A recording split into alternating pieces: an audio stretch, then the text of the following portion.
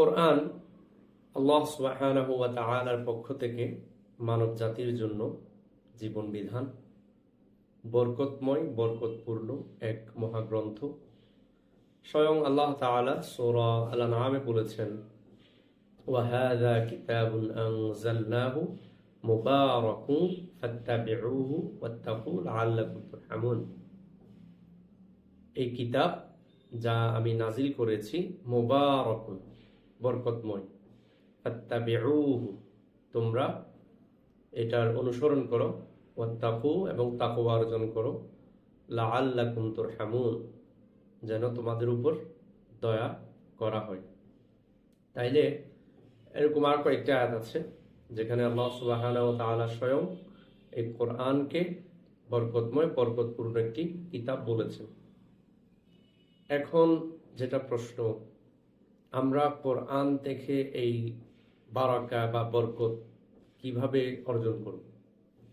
বারাকা মানে হচ্ছে কল্যাণ, অধিক কল্যাণ, এবং এটা দুনিয়া আখিরাত দুদিকেই হতে পারে। বিশেষ করে আমাদের জন্য আখিরাতের কল্যাণ দুনিয়ার কল্যাণের চেয়ে বেশি প্রয়োজন। আমরা অনেক সময় দুনিয়ার কল্যাণকেই বারাকা বুঝি অথবা দুনিয়ার কল্যাণকেই বারাকা হিসেবে প্রাধান্য দিই, কিন্তু আমাদের জন্য আখিরাতের কল্যাণ বা আখিরাতের মুক্তিটা দুনিয়ার কল্যাণের চেয়ে বেশি প্রয়োজন।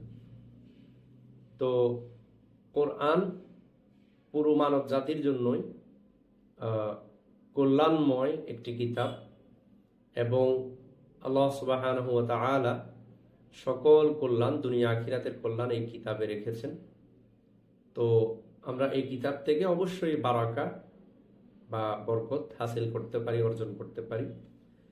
কিন্তু আরেকটি প্রশ্ন হচ্ছে, আমরা কোন উপায়ে বা কিভাবে কোরআন থেকে বারাকা অর্জন করব, বরকত হাসিল করব?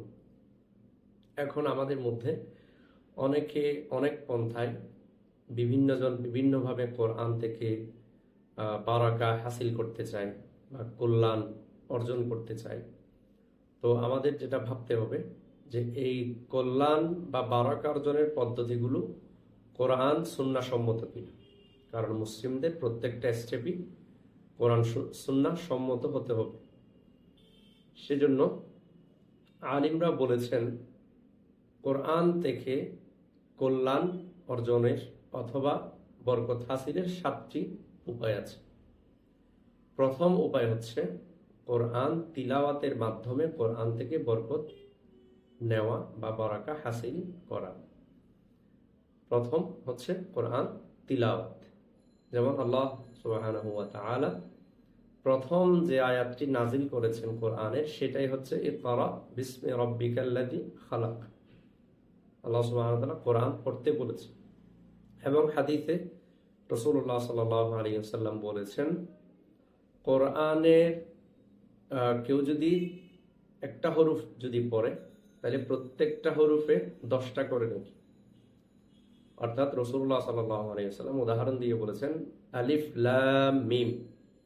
আলিফ লাম মিম এটা পুরোটা একটা হরফ না, এখানে আলিফ একটা হরফ, লাম একটা হরফ, মিম একটা হরফ। তাইলে কেউ যদি আলিফ লাম মিম বলে, তাইলে সে 30টা নেকি পাবে।